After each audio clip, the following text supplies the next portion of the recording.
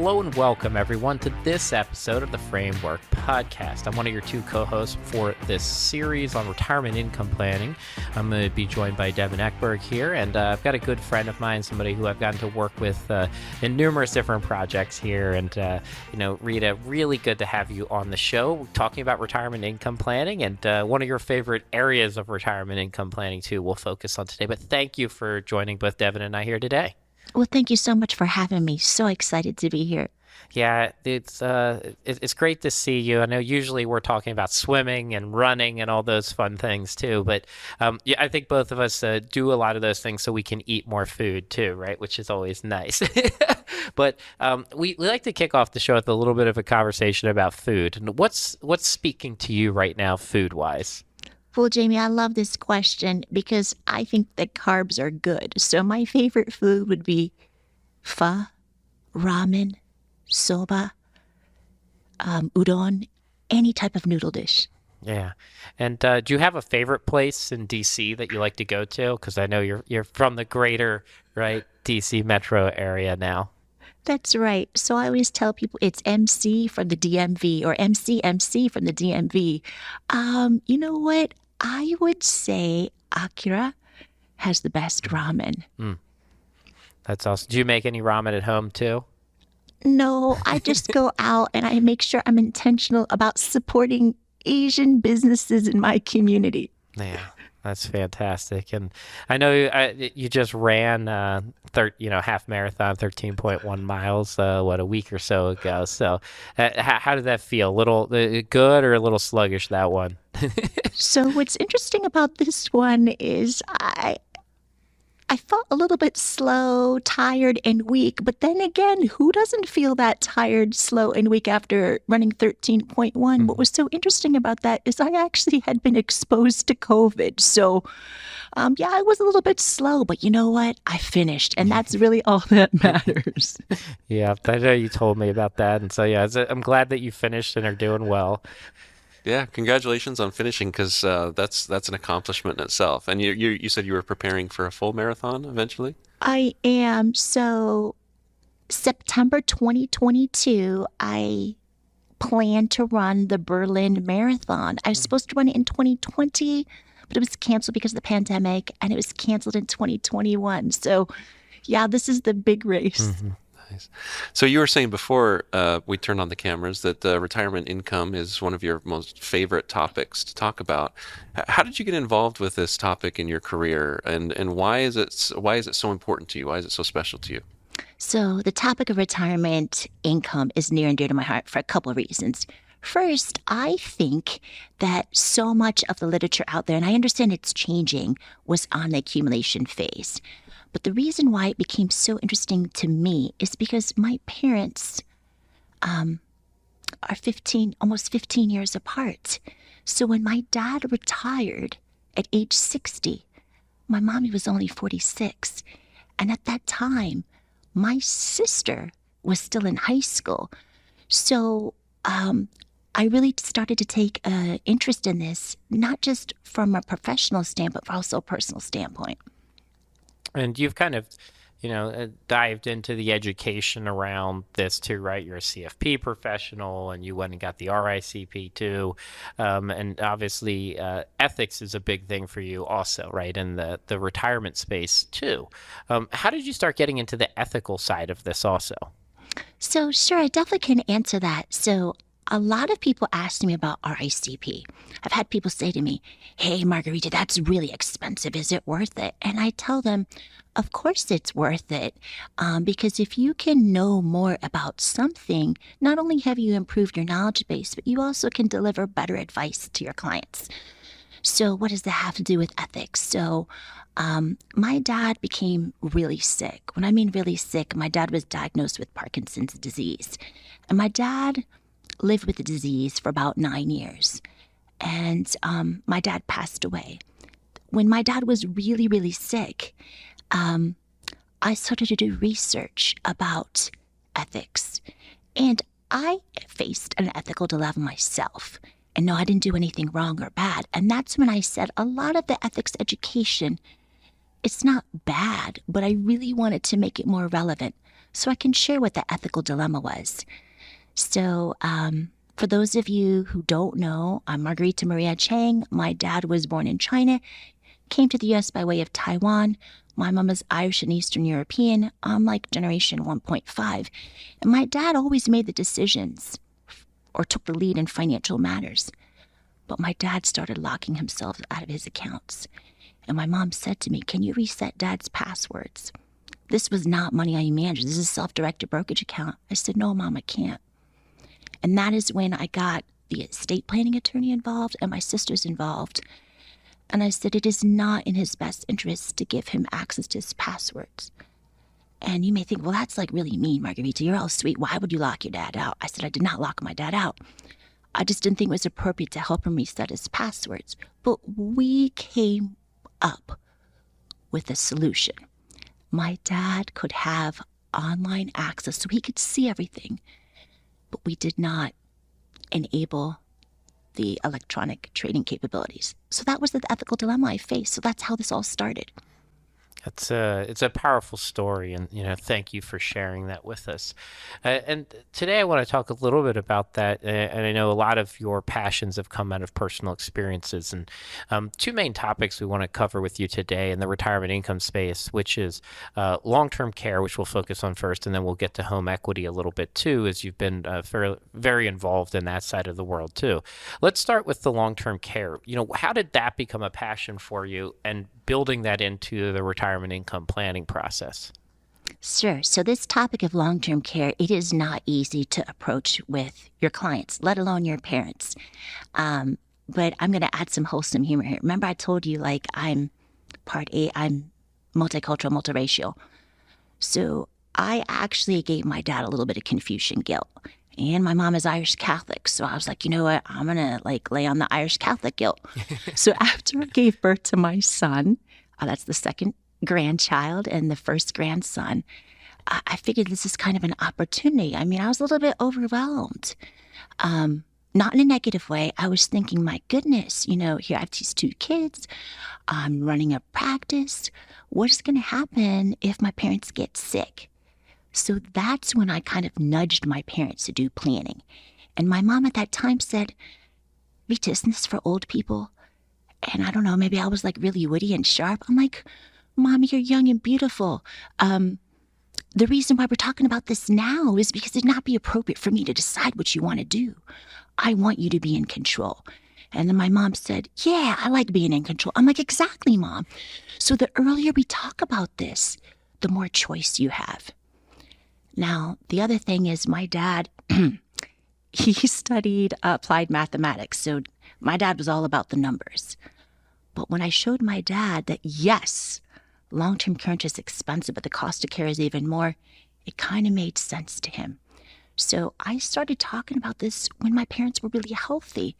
Now, my parents don't think that I jinxed them. In fact, my mom thanks me every day for engaging what I say is courageous conversations. So I started thinking about this early, long-term care, Social Security planning, right sizing. I mean, I was thinking about all these things so that, again, my parents had more choice. And so when my dad really became sick, we didn't really worry about how we're going to pay for his care. We just could focus on him. Now, do you find most people being persuaded by the mathematics of a long-term care plan, or are there other elements that you think might be, as persuasive or more persuasive than the math? Well, so this is what's also interesting about my family. And I say every family is different. So in our culture, and remember I told you about Confucian guilt and Irish Catholic guilt. I told my dad, I said, "Dad, I know you think I'm a superstar. I'm the eldest of three girls, but I don't know how you expect me to run my business, take care of my kids, and care for you. That money's got to come from somewhere. And if I had $100 and I had to split it, of course, 50 would go for your care and 50 would go for my kid. But education is what got us to this country. And I'd feel really bad if I couldn't help my kid with education." Now, that was enough to convince my dad. But I understand that might not work for every family. I think that people make decisions on emotions. And I think what's really important here is you don't want to push people and scare people over the edge, but you want to talk about things so that people can feel some ownership and know that they're making the decision. So I never forced my parents, but I nudged them along the way. Yeah, I love that, and you have a very natural gift, and I know a lot of it's purposeful too. But you have a high emotional intelligence, right? And you try to bring things back to where people are, where a lot of people come in, and as you were saying, here's my strategy. I'm going to push it on every single client.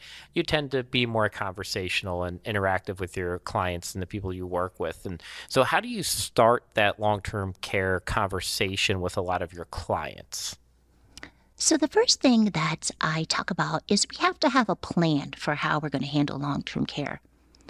And notice I said plan. I didn't say product. I didn't say insurance. And that plan involves, well, where do you want to get your care? Right? Where? How are you going to pay for that care? And who do you want to provide that care? So if you want your kids to provide that care, I think it makes sense for you to talk to your kids. And so it starts with there. And then the other thing that I think is really important is understanding that in certain situations, I know Jamie's talked about this before, is traditional long-term care insurance that may not be appropriate for a variety of reasons. But I think when we approach the conversation as having a plan for how we are going to handle a long-term care event, I think people are a lot more receptive. They will lean in and listen. And I think that if you can make it more conversational, I think people will be more interested. The other thing I'm going to say is a lot of times I think advisors will go on a website and they'll say, this is how much it costs in your area. And that's so overwhelming for people. Think about the conversation I had with my dad and doing my parents' financial plan. I know how much my parents can absorb. And then I approach my parents. And so it's about like sharing the risk or transferring the risk.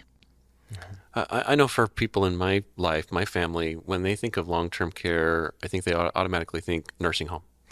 Maybe they don't understand exactly what the range of options within long-term care are, like in-home care, assisted living, other things like that. Is it are advisors doing a good enough job sort of explaining what all the alternatives are and what those costs are, and kind of painting a more detailed picture of what that future might look like? I think that this is where maybe advisors could use a little bit more help.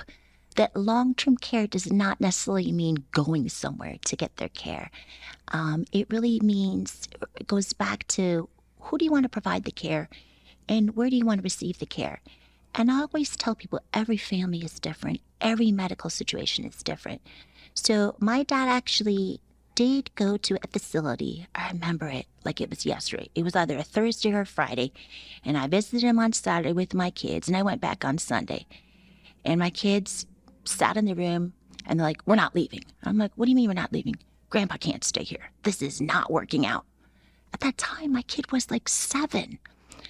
And I tell people, my dad had Parkinson's disease. He was not harming others. I live 2 blocks from my parents.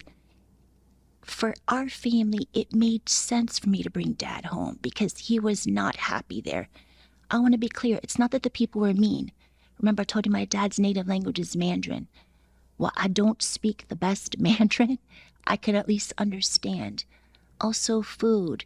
You know, again, I want to stress these people did the best they could, but my dad felt sad and lonely. People didn't really understand him. And, you know, my dad has the mindset that if there's no rice, there's no meal. So my dad wasn't eating. This was not working. So after 2 days, we brought him home. Yeah, that's this conversation of where do you get care and kind of controlling that, I think is so important. I guess when you bring that up to people, how do most people react as part of their retirement income plan and that aspect of control of their care? I think that, sometimes we hear the word control. We're like, oh, that's terrible. They're a control freak. But I think control means that they have influence and agency over their situation. And I don't think that's a bad thing. So comes to long-term care, overwhelming, and the pandemic has like accelerated this, that if people have the choice and if it is appropriate, meaning, if people would love to be able to age in place in their home. And I understand it's not appropriate in every situation. So I always tell people, I'm like, it worked for me because like my parents' home is actually closer to my kids' bus stop than my house. So sometimes they would like run there after school, see grandpa, give him a snack, go home, do their activities. That's what worked for my family. And that may not work for yours. It's a great lead into the other half of the conversation, which you talked about aging in place and, that continuum of not just care, but your housing. And how did you start getting into the housing conversation? And I guess tell me a little bit of the work that you've done on that side. Well, sure. As you know, I've been involved with the FPA for a long time. I've been a member, for almost 20 years and involved in leadership. So I had the opportunity when I was a chapter leader to meet Shelley Giordano in 2011, and she approached me about having someone come to our chapter to discuss home equity. And I told her we'd love to have her, but we had to wait. The reason why we had to wait is because, I want to make sure that I'm on top of things and that our chapter has planned their educational programs in advance. So I thought it was really important to bring this knowledge to our members, and even told members that, you may not agree with everything that we are bringing, and that is okay. But what I don't want you to say on the surveys is that we didn't bring you any new ideas. So I think it's important to be open to options. Not every option is going to be right for every client in every situation, but the more things we have in our toolbox, the better we can help our clients solve the retirement income challenge. Where do you think that apprehension comes from? Is it a reputational type thing around some products? Is there some other type of apprehension around advisors adopting, various solutions? Where do you think that comes from? Well, I think when I say we, Jamie and everybody on our what used to be known as the Longevity Task Force. Now we're more of like an institute, right, within the University of Illinois, Housing Wealth. I think that the apprehension comes with not staying up to date or not being aware of the changes. Again, it might not be appropriate in every situation. So the first thing that we need to look at is, we all want to age in place, but is that the right home for you to age in place? Because if it's not, then you probably shouldn't do that, right? So I think the apprehension comes with making decisions on bad information, erroneous information, or misinformation, or missing information. This whole concept of, as you brought up, kind of incorporating the home into the planning, it's really interesting. And you've been part of the, as you mentioned now at University of Illinois, the Academy of Home Equity and Retirement with Craig and Wade, who's in this series, and it's a great group of people. Tell me a little bit about some of that research and work that came out of there about the coordinated style strategies, right? How do you use home equity in coordination with this retirement income plan? And how does that help? Which to me was always an interesting thing, because a lot of advisors and clients are kind of just still unaware of that whole body of research and work that's been done. So using home equity, or making sure that you are including the value or the equity on the balance sheet, can really help improve outcomes in retirement. So here's what I mean. One strategy is, if appropriate, remember, if this is the right home to be aging in place, is to have a home equity line of credit that can be accessed during a time of market volatility. This means that the clients don't have to draw down assets or sell at an inopportune time. The other strategy that can be really meaningful is, if someone does need care, instead of incurring locking in losses, or even like locking in gains and triggering a tax bill, the equity can be accessed to provide care, which is very important. Because one thing that I have noticed is that perhaps a couple can sustain one long-term care event, but it can be potentially devastating for the surviving spouse. So using home equity can improve outcomes because it means that you have more to work with. Do you think the hesitation of using those types of assets comes from kind of this paradox? Some advisors will say, well, you don't want to make investment decisions with your home. Your home shouldn't be some type of investment. But as you pointed out, it's on the liability side of the asset, the balance sheet. It's itself an asset that can be used as, protecting other assets, as you pointed out. So is it this paradox that causes some of that hesitation? And what kind of education are you seeing come out and research coming out that kind of can help overcome some of that? So I think that there is a paradox. I think also advisors have their biases. They might think that, using home equity is an option for people who are in dire straits, but it's better to actually be more proactive. So I think all the work that we've done over the past decade has really made a difference. And I think what can also help advisors to feel more comfortable discussing this is to be able to model it with financial planning software and also know that they can partner with someone they trust. I mean, I'm a CFP pro, and sometimes I am fearful, okay, how is that person going to treat my client? So the anxiety and the fear is real. Is there a structural issue there as well? If you think of advisors that maybe come from different business models, wirehouse advisors or RIAs or broker dealers and so forth, they have kind of mixed access to some of these products. Is that a structural issue that you think we can overcome, or is that kind of here to stay? Well, I think that there's a lot at play here. For those who hold themselves out as doing holistic planning or financial planning, I think that their firms may be more comfortable allowing them to engage in these conversations. Understandably so, some business models aren't comfortable because back in the day, some advisors at large firms, I'm not saying that they did anything bad, but their compliance officer was concerned if we were talking about refinancing, whether that was a traditional mortgage or reverse mortgage, that advisors would be telling their clients to manage their home equity and use that home equity to purchase a product. And that's not the case here. Yeah, and that's been it's been a concern, right, for compliance departments, for regulators.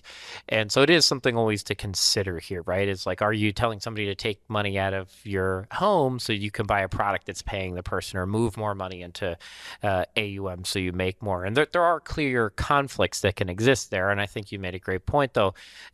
That shouldn't be the focus, right? The focus should be back onto the planning and how it impacts, but it's created an atmosphere that makes this more challenging probably than it should have been.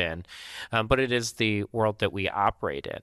I think that you mentioned reverse mortgages, and we've been kind of talking about that one. And we mentioned Dr. Wade Pfau and Barry Sachs, Harold Levinsky, John Salter were all these people that back in the 2011, 2012 timeframe rolled out strategies and research showing how, right, during, as you mentioned before, times of market volatility, if you had this reverse mortgage set up, you could draw from that and the portfolios performed better.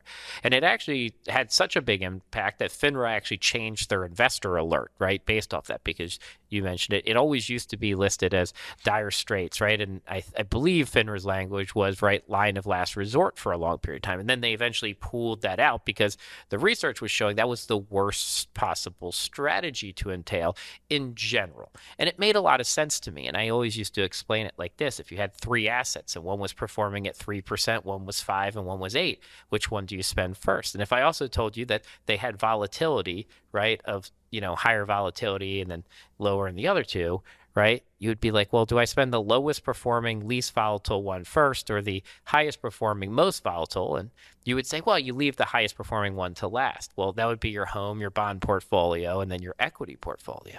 And that's actually kind of what the research has supported, was you should, during down market times, right, tap into things like a reverse mortgage. if it makes sense for you, right? It doesn't for everybody, but it can be a beneficial strategy. And to me, that was a very eye-opening conversation.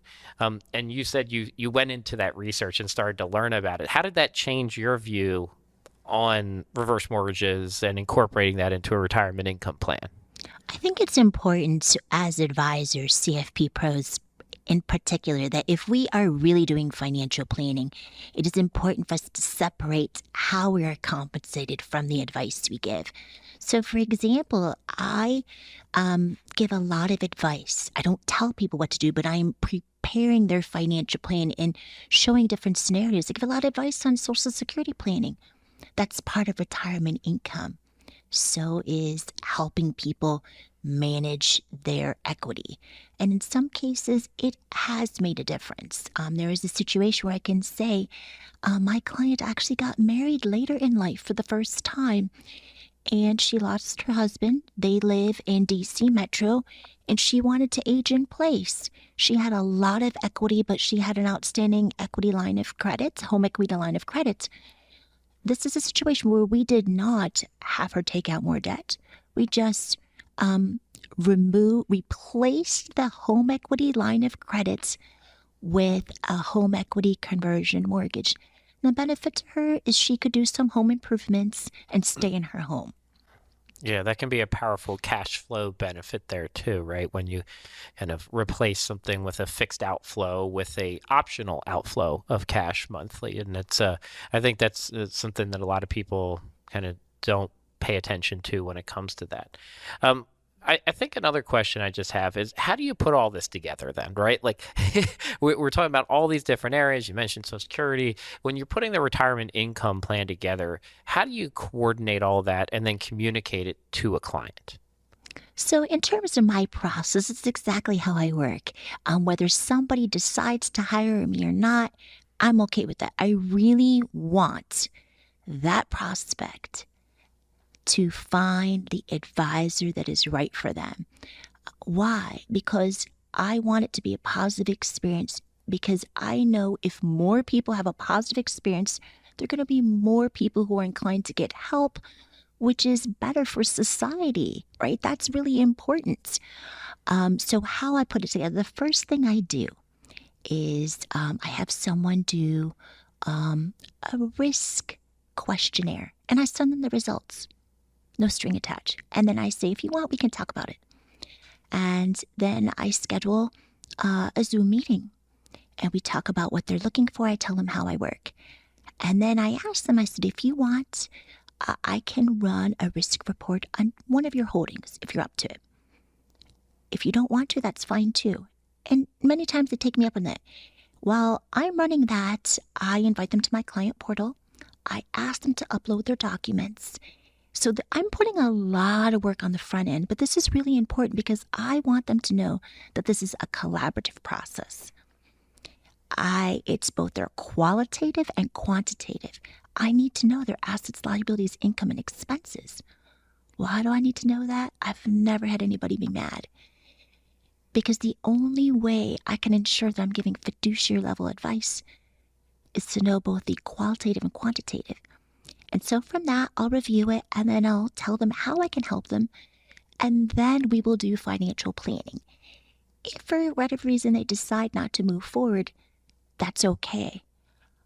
I tell them that no matter who you hire, if they say they're going to do financial planning, they should be looking at all these things. So I'm very process-oriented. Probably not the best marketer, I admit it, but I'm very committed to the financial planning process. But from an advisor's perspective, you end up with clients who are a good fit for you as well. And that's almost as important as the client finding a good fit for the advisor.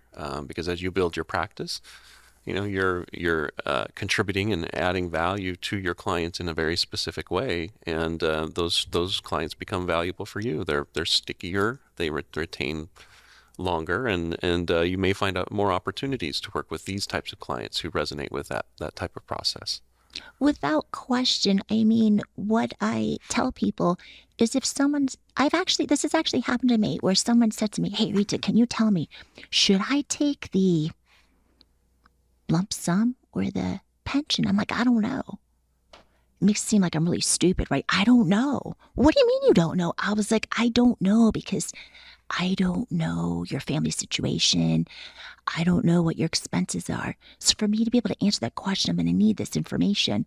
I've had people say, well, that's a lot of work. I'm like, it's a lot of work for the both of us.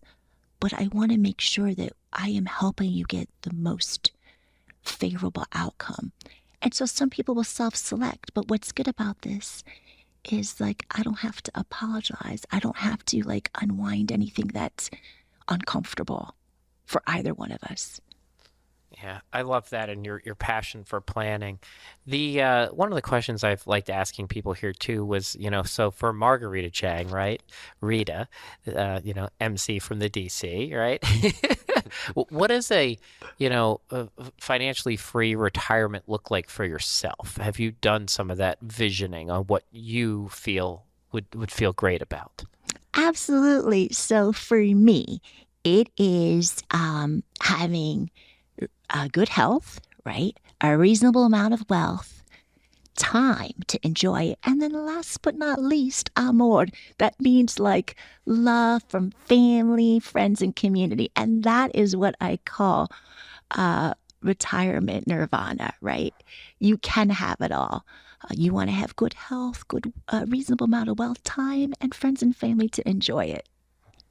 I love that answer, especially from a financial advisor, somebody from the financial industry who, yes, you said financial and wealth, but that was like in a list of Yeah. other things that were not related. We've got a Nirvana and Dire Straits plugged in this one, so those are two really popular bands of mine. Yes, and same here.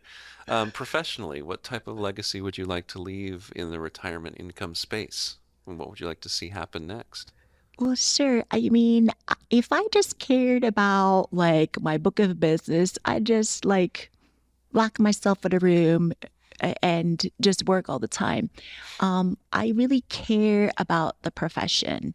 I think about my journey into profession. So to answer your question, my legacy is I want to help more people um, have favorable outcomes in retirement. I also want to bring more people into the profession. I am a career changer. Like, this is not my first job or first profession. And I think that the financial advice profession represents amazing opportunity. So that's my legacy. Yeah. Well, Rita, as always, I appreciate everything that you do. And I know you said you're not a great marketer. I don't know if that's true. I think a lot of people would disagree on that, right? You do a great job, especially marketing this profession and the importance of planning. And I'm sure CFP board would agree with that as you've been a leader for them and the FPA for many years. And thanks for, coming on here and spending some time with Devin and I. Well, thank you so much. It's been so much fun. And thank you, everyone else, for listening to this week's episode of the Framework Podcast.